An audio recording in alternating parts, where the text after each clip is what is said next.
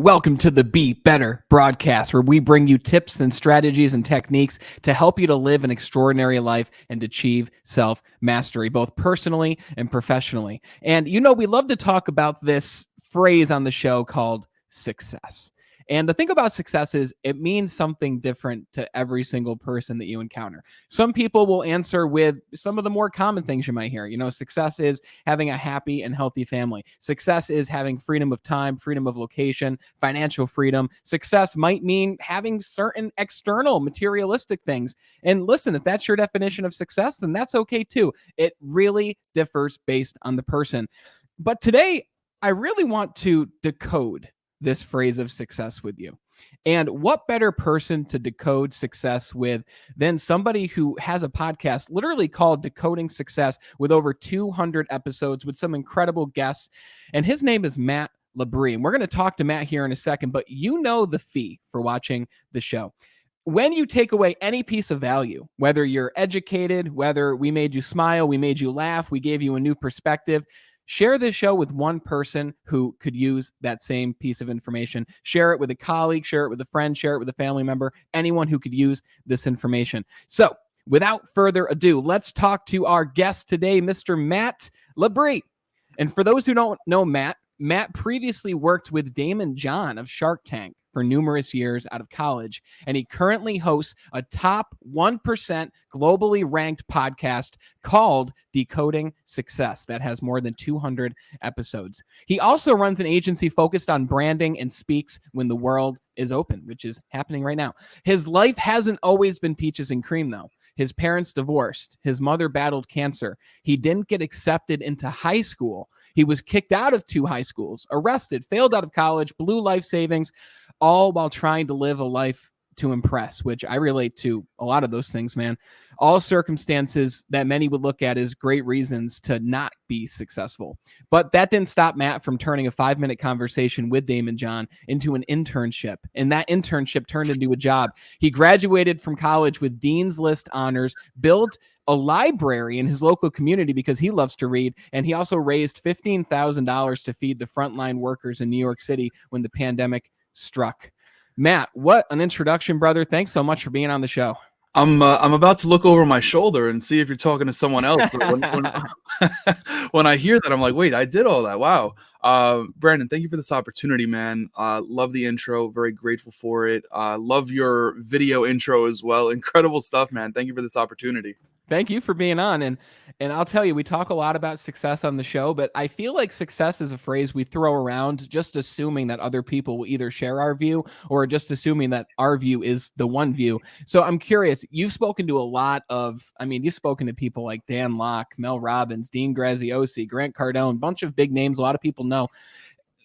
Did your definition of success change at all while speaking to any of these quote unquote big players in the industry? And what is your definition of success?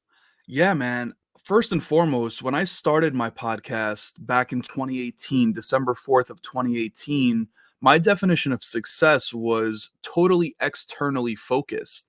I was a totally different person back then.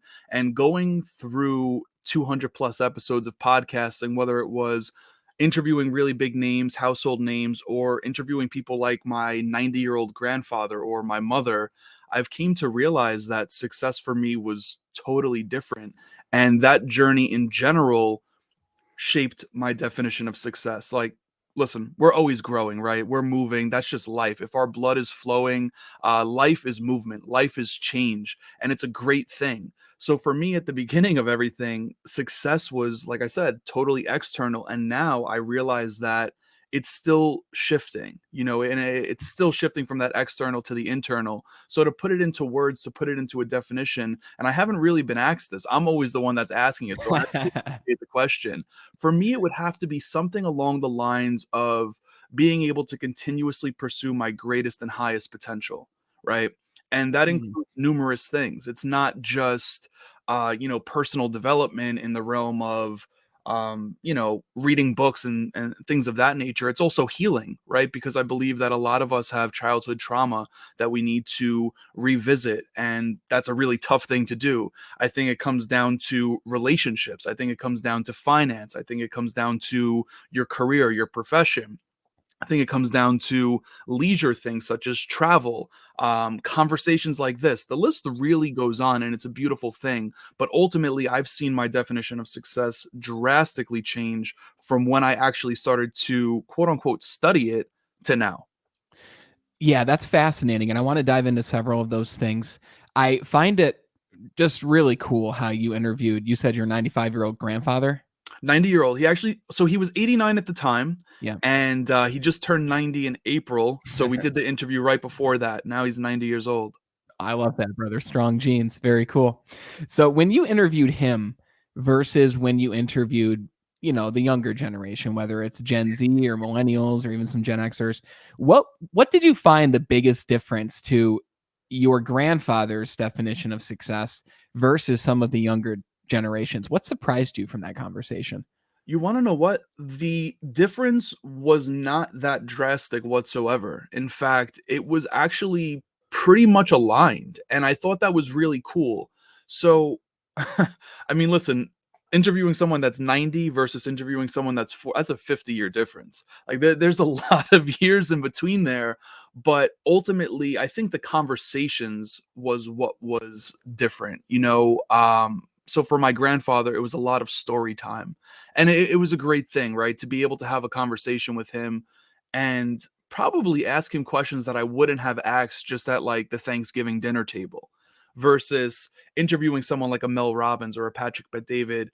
Yes, there were stories within that as well. Their interview skills are a lot better than my 90-year-old grandfather who's never before too. So ultimately they were aligned, man. And Wow. you bringing that up, it's actually pretty shocking because I haven't really thought of it. I just view them in a difference of sentimental value, because keeping something from my 90-year-old grandfather, knock on wood, I hope he's here for many more years, but who knows, right? We never know when our time is up. But being able to have that for my children, their children, so on and so forth, I viewed it from more of a sentimental value. I didn't necessarily compare in the way that you just asked. So I appreciate that.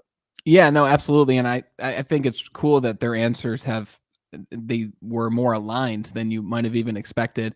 I was listening to someone recently, and he said something along the lines of, if you want perspective on how quickly you're trying to create things in your life and the sense of urgency that we all seem to have, especially in this digital age where, Mhm. we've got social medias and everything else, they said to go speak to somebody who is, in the earlier generations, like your grandfather, because they give you a great sense of perspective on really what life is all about, right? We seem to just be go, go, go.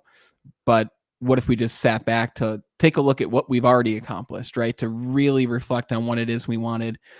Now you've had quite the colorful past yourself, and I personally believe, and I'm sure you'd agree, that those past experiences, like what we talked about with you not being accepted into high school, with the difficulties you've had even health wise with your family, those experiences really have shaped us into who we are. So how did you find yourself on this path of entrepreneurship, and how did that all begin for you? So it's funny, when I was in high school, I always found myself, and still to this day, actually, when I was in high school, I found myself hanging around older people, like people that had the things that I want. Or wanted, I should say. But as mentioned, my definition of success just 3 years ago, and I'm many years removed from high school at this point, but just 3 years ago, my definition of success was very externally focused. So you can only imagine what it was like when I was in high school. So the things I wanted back then that these older people had were cars, were the girls, were the clothes, all, the materials of life. And to that point, I saw what they were doing and I wanted in. So at 16 years old, I actually started working in nightlife here in New York City. And that's exactly where my entrepreneurial mind actually started. I realized that I was able to make money. And it sounds weird saying it this way, but by inviting people to a venue where there was a party. And this literally led to me meeting lifelong friends, some of my best friends, some of my mentors. And it went from being an individual that was paid off of a quote unquote guest list, meaning someone had to say your name to get into the club, to someone that was actually getting paid a salary to put these parties together. And it was incredible, such an incredible journey. Like I said, I met a lot of amazing people, but that was only the beginning. And I remember, I recall it so vividly. sitting in my car after delivering pizza one day, because that was one of the things I did while I actually paid my way through college by doing that. I said to myself, you know what, like that, what I'm doing now is great. I make great money for my age, but there needs to be more. And I took the next step in that entrepreneurial journey. And I remember Googling, Barnes and Noble was still around. We don't have many of them anymore, but I remember Googling on my phone what Barnes and Noble was open and what books entrepreneurs read. And I went and I bought Think and Grow Rich, and I bought, it's going to kill me that I don't, Dale Carnegie. You might have to help me How out. to Win Friends and Influence There People. you go. Yeah. There you go. What I made bought you those two make that books. decision at that? How old were you, and what sparked you making the decision to even make that Google search? So I think I was just, and when I say that I was making good money at my age, I mean I made better money then than I sometimes do now. Mm. I was touching six figures in my late teens, early 20s, and cash. The IRS can't come after me now. It's been more than 3 years. Uh, but, really great money. And I just said to myself, there has to be something different, because I was working my tail off, to say it politely. And I was doing that for numerous reasons, but I just said, there's no way this is how someone makes it. Like it didn't make sense to me. Mm. So I wanted to do it smarter. I was in college, I was paying for college, I was making money, I was, being social. I just said there has to be more. And although I had mentors in my life, I also didn't necessarily want to listen to them because I had a lot of ego at that time. I thought I knew it all. Mhm. So I figured, you know what? Let's give it a shot. And maybe the ego was because the people that I was listening to were so, or trying to listen to, were so close to me, so reading about it was pretty distant, right? Dale Carnegie and I are not friends. So I think that's what it was just knowing that there was more out there and trying to find a way to get it.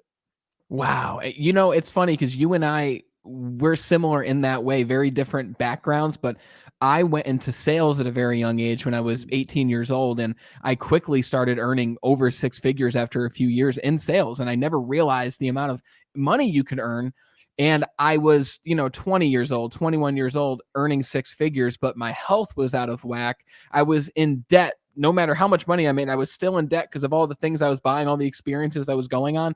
And I was also on that pursuit of more at that point because I realized, well, I'm doing what all these other people think is successful, but yet I still have this void. I still Mm. feel unfulfilled, even while earning six figures. And I was like, is something wrong with me? Like, other people would kill for this opportunity to drive this BMW, to wear these nice, expensive suits.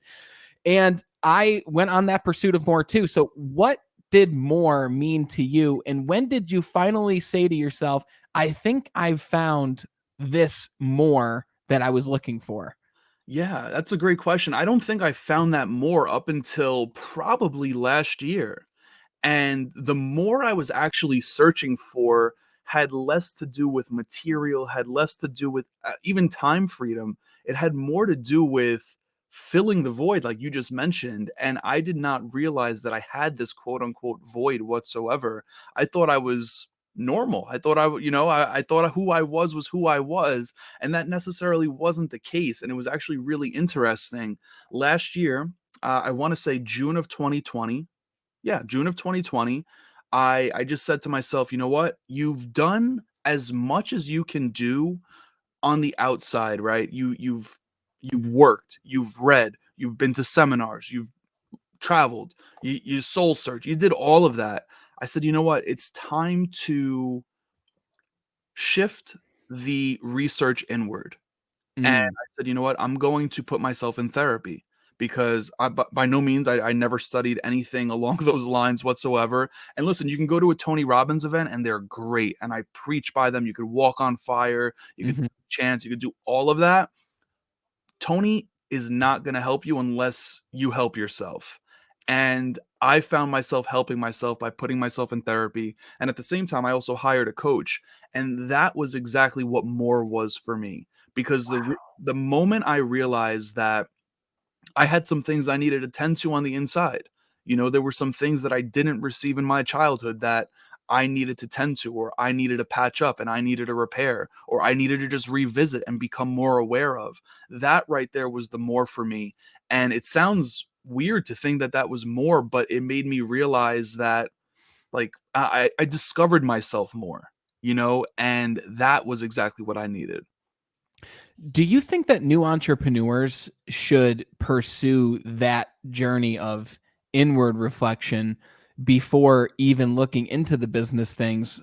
Or if you looked at your own journey, you really started with, you started the podcast, you had your branding agency that you still have and are successful with. Like, what do you think is more important to start with, the inward or the external strategies, techniques, and business principles? I think you could do them on the same parallel. I think they run a similar track, And one thing that I realized was that the more I worked on myself from that inward perspective, the deeper I got, the more successful I became with everything I was pursuing. Mm. So I'll use my podcast as an example. After I pursued therapy, I realized the questions I was asking in my interviews were 100 times better. Wow. And that was because I could relate to people on a whole new level. In fact, I actually like to talk about the inner work more than, hey, what's your habits when you wake up? Mm. I just find the conversations to be a lot different. And I drastically see it. I drastically see an improvement in my projects since I've done more inner work. And with that being said, getting back to your question, I truly believe that you can do them both at the same time. But the thing is, you need to do it. Like you have to do the inner work. And even working with this amazing coach who I think found me by the graces of the universe, a greater power. She works with really large name individuals that are highly successful in business, and they're in their 40s. And I'll quote her here, not word for word, but she said that they wish they did the work earlier. And the Mm. reason being is because they've either made a lot of money and felt completely empty, which is something that probably you and I could both resonate with a little bit. They've made a lot of money in self-sabotage because they didn't feel like they've deserved it. And these are things that entrepreneurs, or not even just entrepreneurs, but people that succeed externally will face. You will self-sabotage. Maybe you won't blow all your money, but maybe you'll hit the bar every night and destroy your health. It's real life stuff. So tending to that is so important.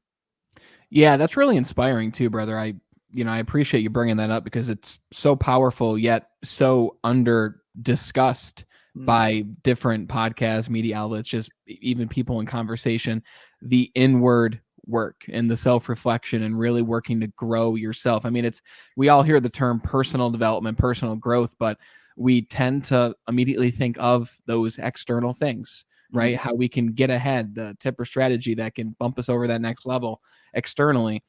If you had to even share one practice or tip that maybe impacted you more than others when it comes to the work that you've done inwardly, what would that practice or tip to others listening look like if you had to share it? Good question. Let me ponder on this for a little bit. I don't want to. Please.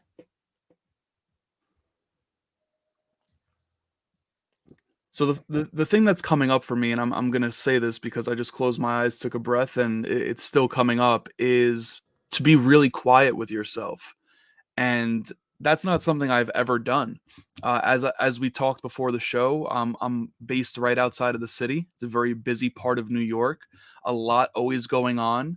People like you and I, we always want more out of life, so we find ourselves always moving, always trying to get after it, always quote unquote hustling. And one thing that I realized that was extremely beneficial to me was just getting quiet and listening to myself, listening to what popped up in my mind, listening to my thoughts, listening to my emotions, listening to how I felt, or at least being in tune with it. And how did I do that? Well, I'm not gonna say that I didn't pick up my phone in the morning every time I woke up. I still do that, right? I'm not gonna, jump on that bandwagon, but there were some things that truly did help me. And it's pretty unconventional. I think it's still pretty new, but one thing that I tried, and I'm not sure if you've heard of it, is flotation therapy. It's essentially a tub. I'm 6'5", so it's a large tub. 7-foot ceilings, so I can stand up in it. and it's filled with Epsom salt. You pretty much lay down in the water, and it's not a lot of water whatsoever. I think it's, probably a little over a foot. And you get in the tub, you lay down, and you literally float on the top of the water. Wow. And I would do this for an hour each week, sometimes twice a week. And you're by yourself in the complete darkness. You can't hear anything, you can't see anything. You can smell if you're wearing cologne or perfume or whatever. Maybe you can smell the salt, but all of your senses are totally deprived, and all that you are there with are your thoughts. Wow. And it still to this day, I actually thought to myself last night that I need to go back and do it because I did it for a year straight and it was phenomenal. And I really got comfortable with who I am, who I was, who I'm becoming, so on and so forth. And there were times I would lay in this flotation device and I would cry, I would smile, I would fall asleep, I would feel relaxed. A truly, truly incredible experience. And that right there led me to do more things by myself, take myself out to eat. I just took a trip down to Miami by myself. The Wow. list goes on. So, to answer your question in short, ultimately it comes down to just being quiet and listening to yourself and really getting in tune with yourself. Wow, there's some golden nuggets there for sure. A couple things to ask about that. How often would you use this flotation device? Because I've heard of it.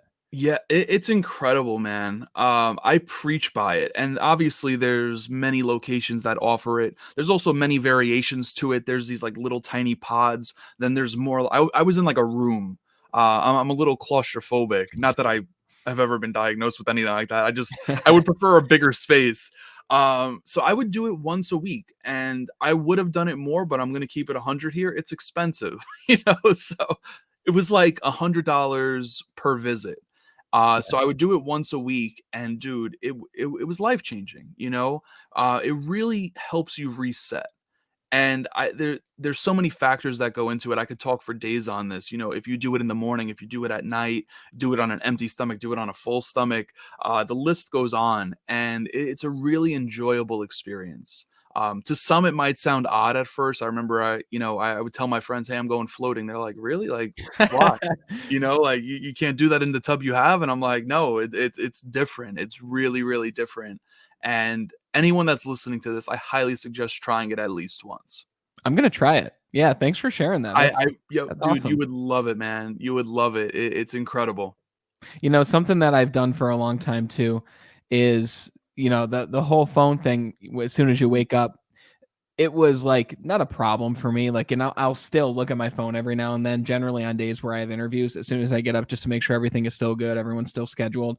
And one thing I found really helped me in the mornings is not looking at my phone for the first 30 minutes. Okay. And even at times, the first 20 minutes of my morning, like I'll be sat down by the 8-minute mark. So I'll have like 15 minutes just sitting there where I won't even pick up my book yet or my journal. I'll literally just look forward, and I'll just like look into my kitchen because that's where I'm facing. And I'll just let the thoughts come in, and I'll just think, and I'll just allow myself to wake up by realizing all these different things that are popping into my head. And if that's enhanced even more in with this idea of flotation therapy, I'm pumped to try this, man. I'm going to let you know how it goes. Please do. But I have a question for you. Do you feel like those habits you were just mentioning, the reading, keeping the phone down, so on and so forth, do you feel like they're beneficial to you in the Oh, morning? absolutely. Really? Absolutely. I think they're beneficial because, one, if I do pick up my phone, I'm going to be looking at it for at least 10 minutes. That's Okay. reason number one. I can almost guarantee that I'm just going to be looking through my LinkedIn, through my Instagram, for my business pages, but even still, right? And generally, sometimes in that 10 minutes, I'll find something that causes me to get like a quick rush of adrenaline because maybe something's wrong and I've got to go fix it. And I'm like, oh no, I got to change this one little thing on my website. Mhm. So my morning, rather than read and journal and do the things that I know primes me well for my day, my morning will be thrown in a curveball direction. And I'll be working on all these other things that aren't urgent, but they seem important and urgent in the moment. So I have found that it helps me, but I know everyone's different when it comes to that stuff. Yeah, absolutely. I just ask because for me, it makes me feel productive, but I can't say that it's done anything other than that. Wow. And Like last night I was reading, I muted the football game and I was reading and I was like, you know what? I enjoyed reading at 8 p.m. You know, um, for me, it's more of a do it when you want to do it. And the reason I say that too is because I got caught up in the, oh my goodness, this is what all the successful people do. I need to do it too. And I tried all the, the iterations of, do it outside, do it, at 5 a.m., do it this way, do it, dude. And I was just like, you know what? Do it the way you want to do it, and that was a big thing for me. But no, I appreciate your perspective. I had to ask. Yeah, no, I definitely understand what you're saying, and I like what you're saying because it's different than what a lot of other people say. They just have this ritual that they have to do every single day. Mm. Like, do you have any non-negotiables for yourself, or do you just allow things to be? I have been allowing them to be. More recently, I wanna say over the past 6 to potentially 12 months, I've kind of just I've been letting things be. Now, I know you did 75 hard, I did 75 hard as well. Cool. So, I do like structure in a sense, but also at the same time, like, that structure, especially, just referencing 75 hard, I wasn't like, "I need to get my first workout in the morning, my second one, whenever." Like, it wasn't like that. It was just like, "You know what? Wow. Go with the flow of your day." Like if I need to take a step away from my desk or um, you know, it's just more of a be on your toes type of thing. And Mhm. again, it goes back to what I was saying about like I listen to myself. So when I want to read, I read. When I want to journal, I journal. When I want to go to the gym, I go to the gym. Most of the time I go to the gym in the morning regardless. I think it's a great way to start the day, but in short, man, I appreciate it. I've actually just kind of been going with the flow. That's a lot of personal freedom. But the thing is, it doesn't always lead to the most productive of days, right? Okay. And that's the troublesome part of going with the flow. And one thing that I've learned, and this is actually working with my coach as well, or the woman that was my coach, she was like, Matt, you're so hard on yourself when you don't feel like you're productive. And we did all these psychological tests and we had great results. And I said, okay, cool. She was like, Matt, like, why do you feel guilty if you take a nap at 2 p.m.? And Facts, though. I honestly I didn't have an answer. The thing is I have the freedom to work until 2 a.m., right? So if I take a nap at 2 p.m., it's really not that big of a deal, you know? And I had a lot of guilt around that. And now that the guilt has subsided, I've noticed that maybe I don't get as much done in a day, which might delay me from achieving said goal or whatever the case is in a certain amount of time. But at the end of the day, not to be all spiritual and woo, everything happens when it needs to, right? Well said. Well said, everyone. I mean, rewind that last 5 minutes because there's a lot of truth there. And it's funny you say the structure that came along with 75 hard. And, for those who don't know what that is, go check it out. It's on my channel. I talk about it all the time.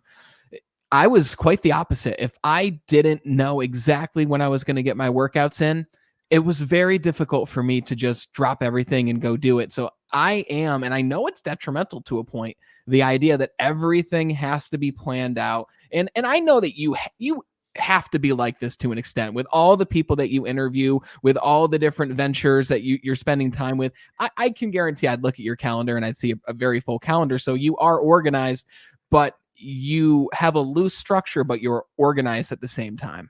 Absolutely. And I appreciate you bringing that up because I probably wasn't clear there. Every day, and I'm sure for you as well, every day is different.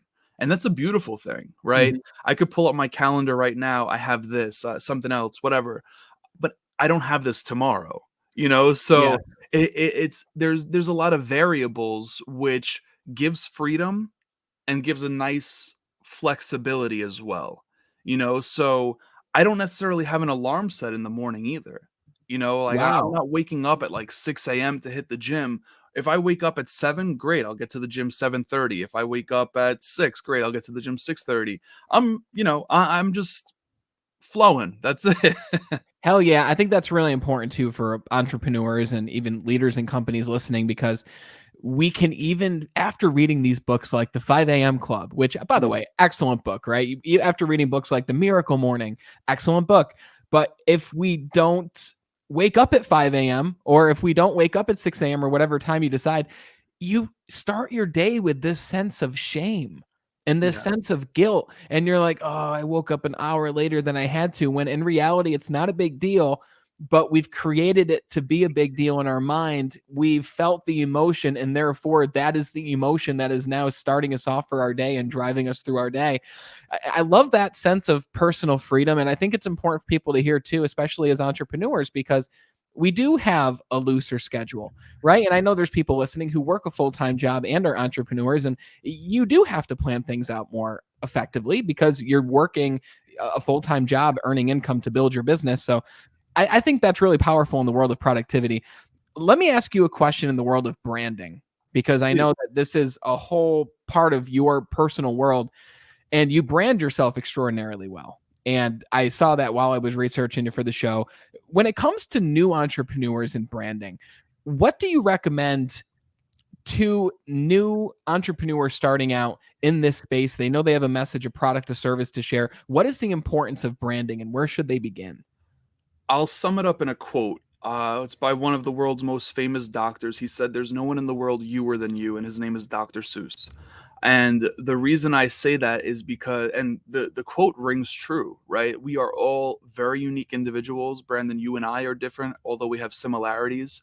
Whoever's listening to this, I'm sure there are similarities. There's points that resonate, but we're really different. And the whole point of branding is to literally own who you are. And if you do not own who you are, the world is going to dictate who you are to them, right? You have the absolute power to control how you're perceived through how you represent yourself. And branding itself is the art of differentiation. Again, we're all different. So oftentimes I see that people struggle with quote unquote branding when it's actually rather simple. It's just who you are. And this ties into exactly what we talked about before. When doing the inner work, you really learn who you are. And that's another way that this will help you when you pursue that line of work and you really focus inward. You'll learn who you are. You'll learn how you want to represent yourself. You'll learn how you want to be perceived. You'll learn what you want to do, so on and so forth. It's crazy how it all clicks, and I appreciate that question because sometimes I forget how much it clicks. But again, a very parallel track. It's so important. You mentioned too, when you were going through this journey, you started your show in 2018, you had all these great conversations and continue to. You mentioned something about realizing your greatest and highest potential. Mm. People hear that, and it's like talking about your purpose, right? It's like, well, what does that even mean, right? Like, what were some realizations that you had when it comes to your potential as an entrepreneur and as someone who's out there making a difference in the world? I think one of the realizations I've had was kind of playing myself a little small, and I know we can all do that. Um, it's funny, I found myself to go very grandiose long term Yeah. and very minuscule short term, right? And meaning I would say to myself, and I still want to pursue this. I still do pursue it. I remember years ago, I believe in 2017, it was probably after the first speaking engagement I've ever done at a college or university. And I remember having this butterfly feeling after, all of the students that I spoke to at that point were asking questions and just like feeling so grateful for that opportunity. I had this butterfly feeling, and I told myself I wanted to impact 1 billion lives.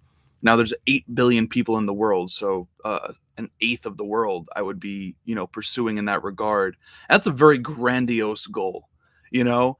But then from the short term, I would be very minuscule with my approach and not necessarily. I would cut myself short, that pretty much. I would just cut myself short. I think that's probably the biggest thing I find myself doing or did.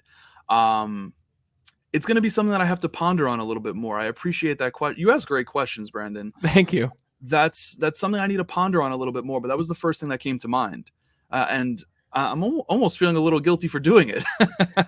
I think it's a question that when you ask it, you never really have this like clear and descriptive answer, because Yeah. it's something so ethereal.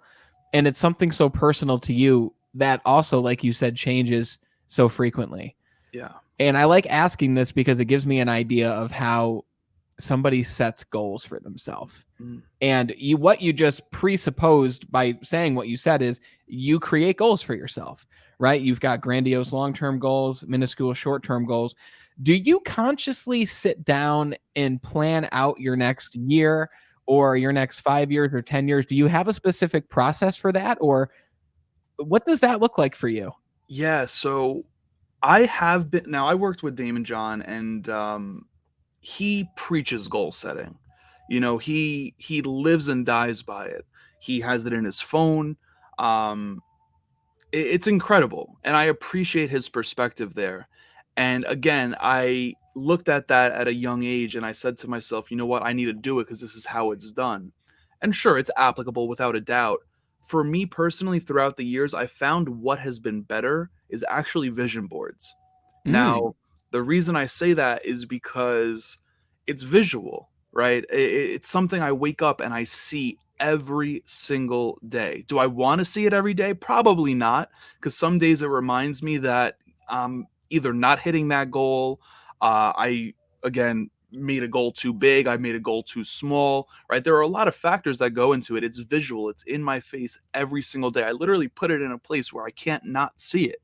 You where know, do you put it? so for me, that's actually the best thing. And I'll give you examples of what's on my vision board this year. I had a life insurance policy, which I already, locked in.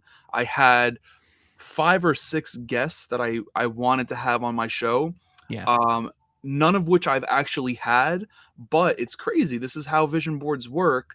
I was actually interviewed on one of the people's platforms that I had on my vision board. Wow. And I was like, all right, cool. Like that didn't happen the way I wanted it to, but I was interviewed on his Instagram live. Like that was pretty insane. That's Um, amazing. yeah, like little things like that, man. And I think it works the same with if you were to write down your goals. But for me, I love seeing the actual imagery and what that represents when it comes down to the goals. I Yeah. can go on for days with that because it's really incredible. And if you get together with your friends, your boys, your girls, whoever, right?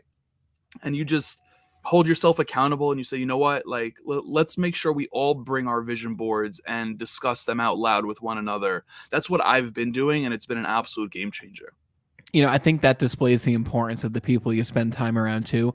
The Mm. fact that you're not just all getting together and drinking and going out and staying out late, but you're getting together and sharing your goals and what it is you want to achieve. And you're around people who want to help you to get there. Like one of the first things I said to you is, I hope my show and my goal is for my show to be in a similar place to your show, right? I want to be top ranked. I want to have incredible guests on the show. And I've been very fortunate to have some incredible guests, many incredible guests on the show up to this point.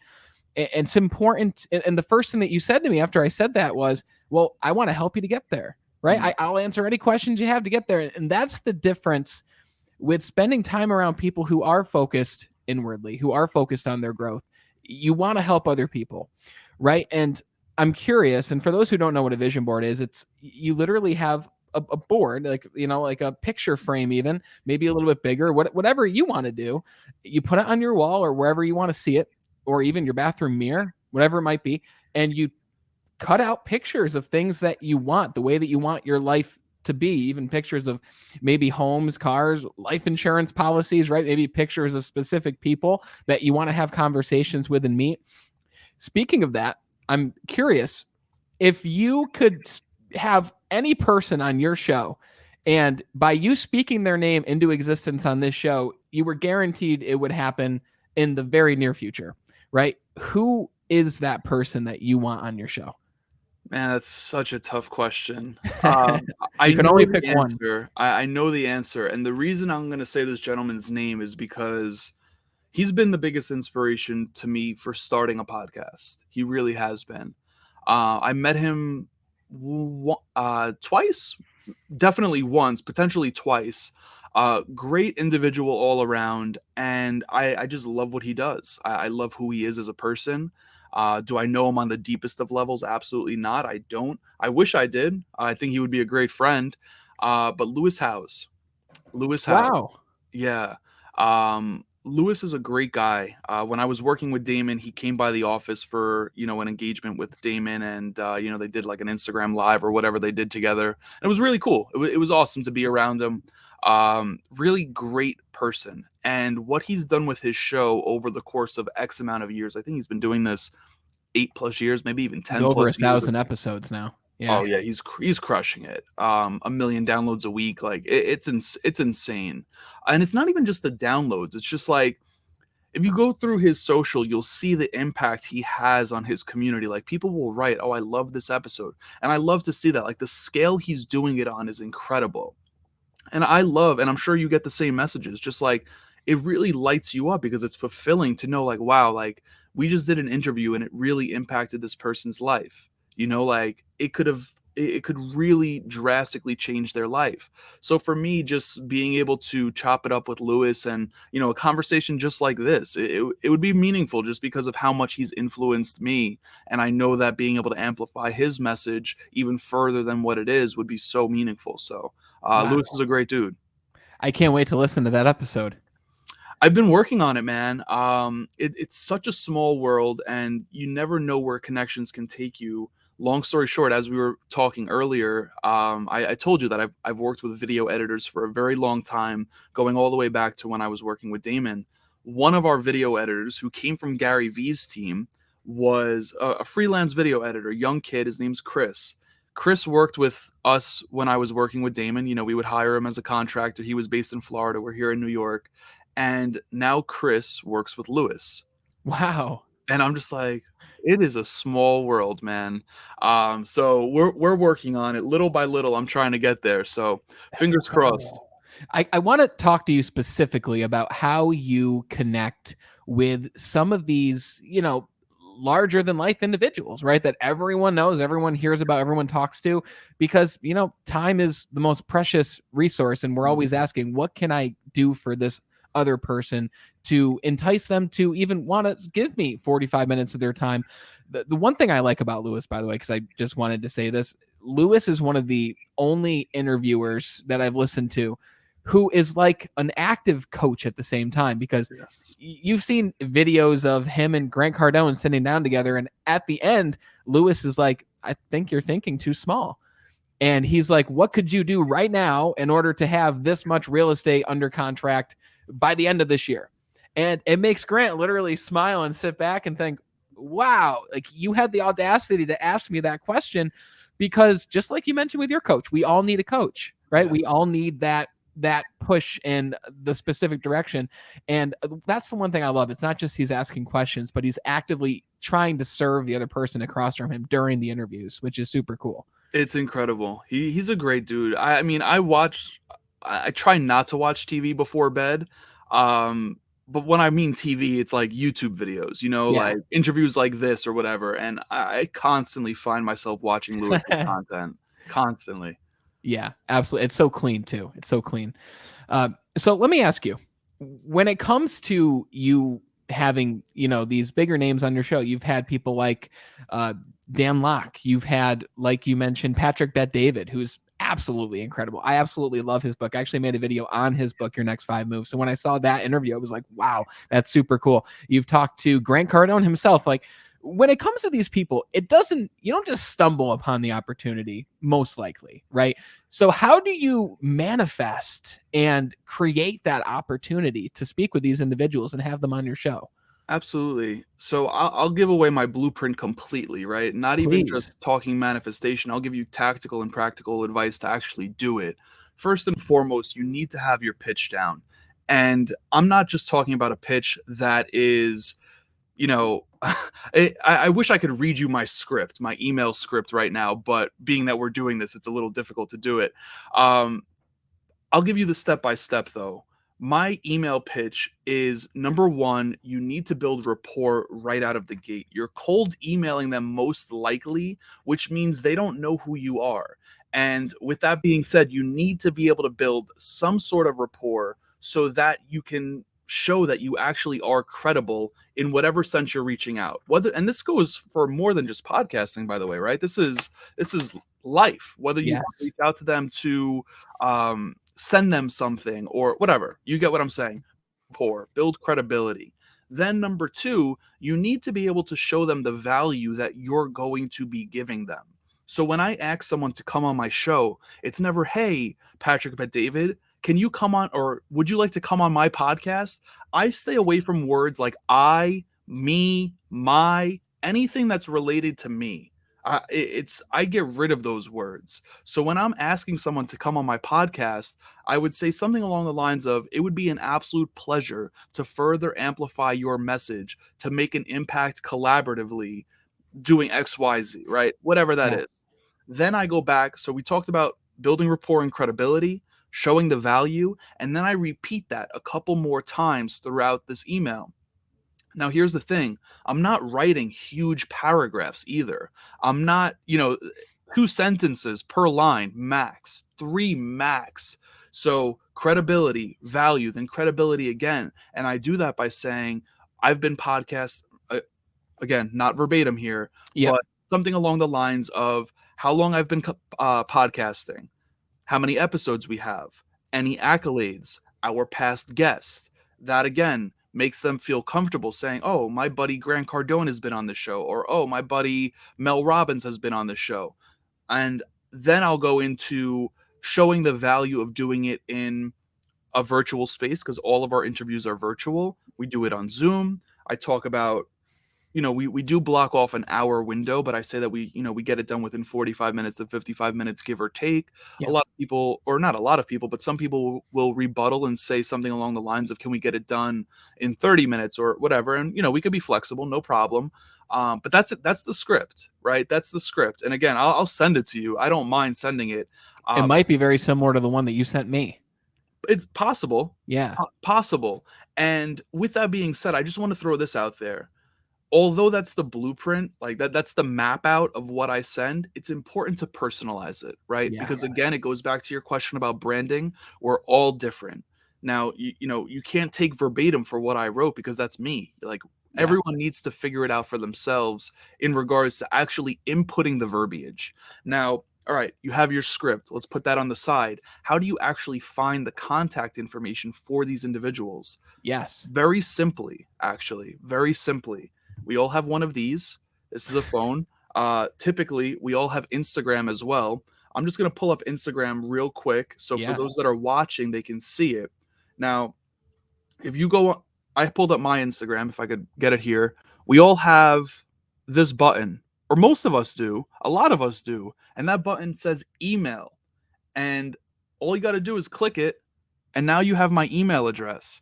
A lot of people have that on their Instagram, and it's oftentimes overlooked.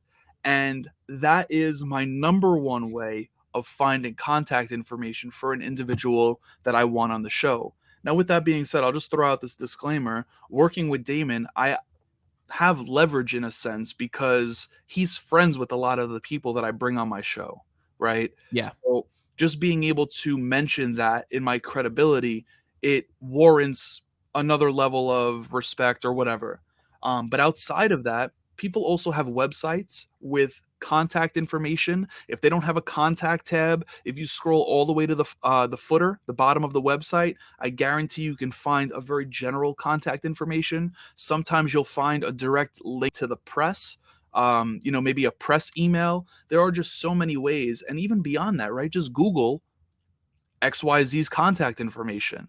Sometimes you'll get, sometimes you'll get, what's it called? Speaking bureaus. I wouldn't necessarily go down that route, but that is a very high level way of how I do it. And I hope it's tactical and practical enough for, people to put it into play. It is. And, first of all, I appreciate you giving that blueprint, because that's super valuable for me. And it's, even if you don't have a show, if like building your professional network is so important, right? And meeting these individuals and doing whatever you can with your abilities now to help them to amplify their message, like you said, or help them in some other way, or even to send them like a gift to build reciprocity, or just to send them a gift, right? It's so valuable for everyone. And I think one of the biggest takeaways for everyone here from that, especially for me, is where there is a will, there is a way. You will figure out the way, right? And like you said, I know I've worked with Damon John, and he has contacts, but the thing is, I think it could be easy for some people to hear that and say, oh, Matt knows Damon John, Damon knows these people, but that's not the case. I guarantee 99% of the people that you've reached out to, that was a very small thing they looked at, but then they just continued to read. And when it got to the point where you talked about your story and you wanting to share their message, that is the thing that mattered most. You giving them the platform to share their message, not so much the people that you've known or had in the past. Does it matter? Sure. Is it everything? Absolutely not.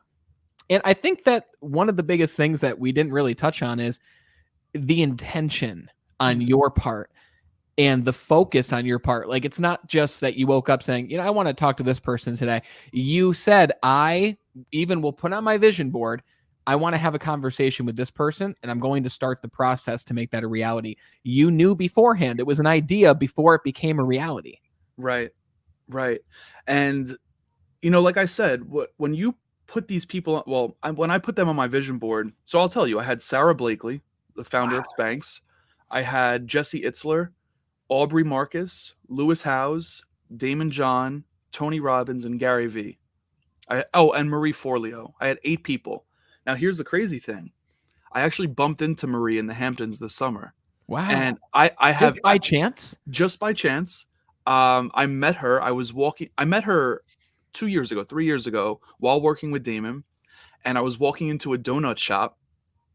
And as I'm walking in, I see this woman walking by. She was with her significant other. And I look at her. I'm like, Marie? She's like, hey. And we just started talking. So although I didn't host her, I still had a conversation with her, which was cool too. And then as mentioned, and this is how it works. This is exactly how it works, which is why I'm sharing this. I didn't host any of the people I just named. Yeah. I didn't host one of them. I hosted Mel Robbins. She wasn't on, but I've always wanted to host her. She was part of the Dream 100, right? I wanted to host her. But with that being said, I had Damon on there, and I've been trying to get Damon on the show for a while. And listen, I worked with him for 3 years. We're on a texting basis. Like I was just at an event he did at the Apollo Theater in Harlem. He invited me on his show. His team invited me on his Instagram live platform, right? So that's the power of putting them on the vision board, getting back to that. That's the power of that, because you never know what's going to happen. You might bump into one like I did in the Hamptons, or you might be invited on one of their shows. It's really incredible how that works. And was Marie on your vision board when you bumped into her? Yes. Wow. Yes. It's almost like you trained your brain to look for specific things in your environment, because the reality is, if you hadn't been seeing that picture on your vision board every single day, who knows if you would have even spotted her out of your peripheral vision while she was walking by. Absolutely. It's really incredible what something like a vision board actually does for the mind, right? It activates the reticular activating system. So for instance, I have a Tesla on my vision board. Whenever I leave my house, what car do I see the most? Tesla. Yeah. All the time. All of the time, man.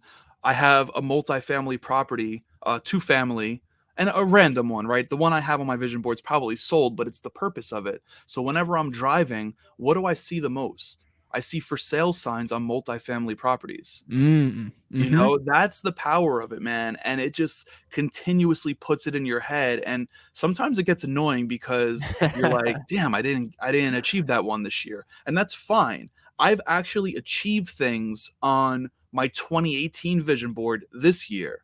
So it took years to do, but at the same time, it happened, right? And it all happens when it needs to happen. So it's pretty cool, man. It's pretty cool stuff. Absolutely. Wayne Dyer had a quote, whether you're religious or not, you can replace the word God with universe, but he had a quote, let go and let God. Yep. Just let go of these things and let God or the universe or infinite intelligence place things in front of you literally at the moment that they were meant to be placed in front of you. That's all you need to do, man. That's all you need to do. And it's actually really incredible. The more, and it goes back to what we were talking about earlier, right? Like, I've done that whole letting go process with almost everything. And don't get me wrong, listen, I get frustrated when I hear no. I get frustrated when I want something and I don't get it. That's part of being human. But when you just find yourself flowing through life, you see that you make more money, you save more money, you invest more money, you have more time, you're able to do more with your time. You get who you want on your podcast, you land that client you want, you have conversations like this. It's incredible, man. So it's not an easy process either to let go, because we want to have control, and control's a good thing to an extent, but when you want too much control over your life, you're going to just be frustrated. In fact, there's another quote. You just threw out a great one. I'll throw out another one. It goes something along the lines of, when man has a plan, God laughs. Wow. Have you heard that? Yes, I have. Yeah, listen, it's true. When you have a plan, God laughs. Sometimes you just got to let go and let it be. Hell yeah. Hell yeah. I love this conversation, by the It's a way. good I'm one, like man. absolutely loving this conversation. And I have a selfish question now, but I think that it relates to everybody who's working on any project and wants to see progress with the project. Your podcast, right? Now you are top 1% ranked globally, right? You've got incredible guests, over 200 episodes. You've been doing this since 2018, right? You've been doing this for 3 years or more at this point, which is incredible because that speaks to consistency and it speaks to staying on the path. When did you see, quote unquote, some success that you were looking for with your podcast? So it's a two-part question, but let's start with that. When did you see some of the success that you were looking for? I think right out of the gate. And I say that because I was fortunate enough to have my first guest be David Meltzer. And this is actually selfish of me. The reason I view this as success is because I get 1 hour free mentoring sessions from individuals I wouldn't be able to talk to, or, Yes. it's incredible. And I never frame it like that, and I never say that it's just the truth of the matter, right? Because you're able to ask someone questions you wouldn't ask them. Like, if I were to get a hold of David Meltzer right now, and I use him as an example, it would be over Instagram DM, and he wouldn't answer 20 questions in a row. He might answer 1, 2, 3 max. But on a podcast, it's different. So that's why I'm framing it to be successful right out of the gate, because I was having conversations with Meltzer, Ryan Serhant, really incredible individuals that I look back on, and first of all, my first episode sucked. Let me just put it out there like that. They were Ditto. horrible. I laugh at them. People love them. I'm just like, yeah, you're being nice. They were bad. But at the same time, I was having questions answered at that point in my life that I needed answers to, and amplifying those. So I view it as a success since the beginning. And I'll just, again, throw this out there too. I never thought I would have a podcast. I never thought I would last 3 years, and we're hitting 3 years December 4th. Wow. So Congratulations. I appreciate that. I mean, I didn't know I'd be podcasting this long, and I also didn't know I would love it as much as I do. It's the one thing that I actually absolutely love out of all the things I do. It's podcasting. You're a great host too at the same time, because number one, it's incredible quality. Everyone, you got to go check out Decoding Success. There's links in the description to go check it out on all the platforms. The intro is fire. Number one, I love the song. I know it's changed over the years, but the one you have is so freaking awesome. It's such high quality. It gets right to the point, and just you step back and you ask incredible questions, and then you let them answer and you let them take the stage, and you're a great host. And I know that you've honed that ability over the time that you've done this. You didn't start out as a great host, like you just said. Now, over the years that you've done this, and this was the second part of this question, if you had to give any podcaster one piece of advice that, by you focusing on this one thing that got you great results, more results than you ever could have imagined, what would the one change that you've made in your podcast that helped to propel it be that you tell somebody else? I don't know if I've changed this, but the piece of advice I would give is to focus on the result you want to give your listener, right? And this might be on a per episode basis. So, for instance, I've done podcasts on relationships. I've done podcasts on habits. The list goes on, right? I don't need to go down that rabbit hole. But ultimately, whenever I go into an episode, I ask myself, and I honestly don't even have questions lined up. Like I just wing it, you know? Don't get me wrong. I know who I'm speaking to. I do my research on the person. So if I'm talking to someone about, I just had this woman, Nicole Walters, who's like an income strategist, CEO. She's an absolute incredible boss who helps people literally get paid off their God-given talents. And with that being said, I'm not going to go into that conversation and start talking about baseball. You know, so I do research. I don't want to say I wing it like that, but ultimately when I do prep for these conversations, it comes down to how do I want my listener to feel after? What do I Wow. want them to take away? What is the value there? And the reason I say that is because it really helps you shift the focus. First of all, it takes a pressure off of you because if you can get the result that you want, you work backwards. And for some reason, it becomes a lot easier. You're like, all right, cool. I want them to feel seen, right? Maybe I'm talking to someone about that inner work type of stuff and I want them to feel seen. So I'll talk to whoever, I'll ask questions about maybe different types of trauma that we experience as children, neglect, rejection, so on and so forth. And then all of a sudden, people are like, wow, you too? They don't feel alone anymore. Yes. So ultimately, it comes down to just knowing how you want your audience to feel after they listen to you. Yeah, and I like how you said that because at the same time, I'm sure your guests leave your show being at more of an elevated level themselves Mm. than when they joined the show, right? They leave feeling like they, in a sense, even just learned something or you helped them to realize something. I feel like even when I go on podcasts, I'm asked questions just like, I asked you that one question earlier where you're like, no, I'm going to think about that and put Yep. some work into that, which is awesome. You're asked questions at times that actually help you to grow as a person. So it's really a mutual benefit in itself. Absolutely. I just had Kevin Hines. Are you familiar with Kevin Hines? I've heard of him. So Kevin Hines is an incredible individual who is making a very big impact in the suicide prevention space. And the reason he's so impactful in that space is because he tried to take his life by jumping off the Golden Gate Bridge.